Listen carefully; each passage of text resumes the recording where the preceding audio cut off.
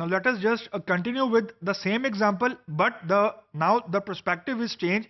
अब हम ये देख रहे हैं कि बिजनेस लॉजिक लेयर ने जो रिक्वेस्ट प्लेस की थी डाटा टीयर को या डाटा लेयर को, अब डाटा टीयर ने क्या क्या एक्शंस करने हैं, या now how the data tier will work to fulfill the request which is being placed by the business logic layer to complete, and how this layer now will send back the response to the business logic layer. अब now let us continue with the same example. अब हम ये देखते हैं कि business logic layer ने एक basically एक क्यूरी को यहाँ प्लेस की है. क्यूरी से मुराद ये है कि there will be some sort of a communication thing going on between the business logic layer and the data tier. अब जब हम क्यूरी की बात करते हैं बेसिकली हम एसक्यूएल की बात करते हैं, जो हम इस कोर्स में आगे जाके पढ़ेंगे. लेकिन यहाँ पे जो समझने की बात ये है वो ये है कि यहाँ पे डाटा लेयर को एक रिक्वेस्ट रिसीव हुई.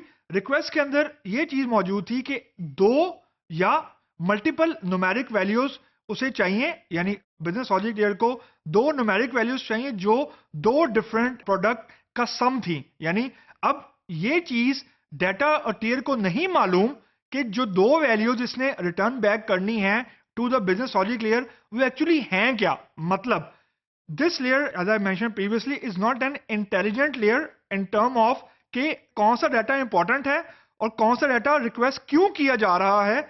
ये काम इस टीयर का या इस चीज को समझना इस टीयर का काम नहीं है. इस टीयर का काम सिर्फ इतना है कि जब इसको क्यूरी की रिक्वेस्ट रिसीव हुई है from the business logic layer, this layer will now interact with the storage. अब storage for example हमारे पास यहाँ पे for example Oracle है. अब this a tier should be able to communicate with for example Oracle. Oracle को ये कुछ queries लिखेगा, यानी ये जो tier है this tier should be able to write some queries to Oracle. अब वो जो queries होंगी वो basically दो queries थी. एक हमने सम कहा था मोबाइल फोन की टोटल सेल का सम चाहिए, और दूसरा हमने ये कहा था कि हमें लैपटॉप की टोटल सेल का सम चाहिए जो लास्ट ईयर में किसी भी कंपनी ने की है. अब ये दो क्यूरीज को प्रोसेस करने के लिए या रन करने के लिए जो भी चीज एग्जीक्यूट करनी है, this thing is going on between database and storage. अब ये अमूमन क्यूरीज होती हैं जो कि हम अभी डिस्कस नहीं कर रहे, और जो क्यूरीज होती हैं उनका जो फॉर्मेट होता है या जो सिंटेक्स होता है दैट इज यूजुअली फिक्स.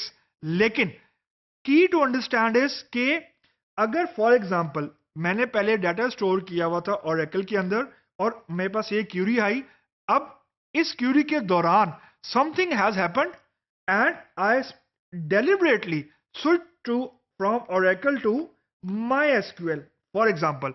अब जो ये decision of switching from one database management system to another database management system है, this decision will have no impact on the way I will be running my same query.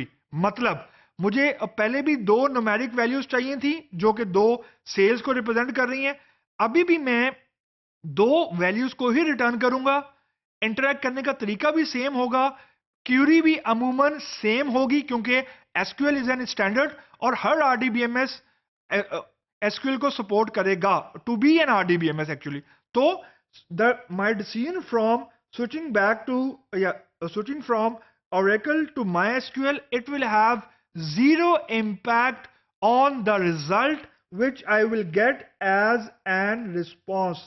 यानी request जो मुझे receive हुई और उस request के against जो भी मैंने रिस्पॉन्स जनरेट किया है वो बिल्कुल इंडिपेंडेंट ऑफ आरडीबीएमएस है, यानी इंडिपेंडेंट ऑफ स्टोरेज डिसीजन है. स्टोरेज डिसीजन मेरा यही था कि पहले मैं ओरेकल यूज कर रहा था, अब मैं स्विच कर गया फ्रॉम ओरेकल टू MySQL. लेकिन दिस डज नॉट मीन कि मेरी बिजनेस रिक्वायरमेंट चेंज हो गई है या मेरी बिजनेस नीड या बिजनेस लॉजिक वाली लेयर जो है उससे जो मैं कम्युनिकेशन कर रहा था वो भी चेंज हो गई. This is not the case.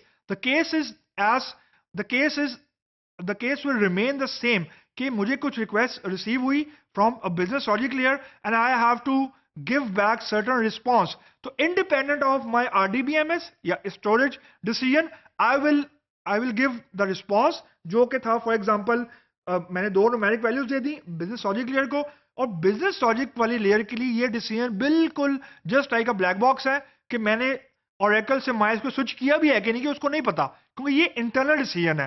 तो डाटा इंडिपेंडेंस वाली चीज यहां पे आपको नजर आ रही होगी कि मैं बहुत ट्रांसपेरेंटली या बहुत इजीली मैं स्विच कर गया हूं from one RDBMS to second RDBMS, और लेकिन मेरी रिस्पॉन्स में कोई चेंज नहीं आया, बाकी काम एज इट इज चलेगा जो हमने अभी डिस्कस किया।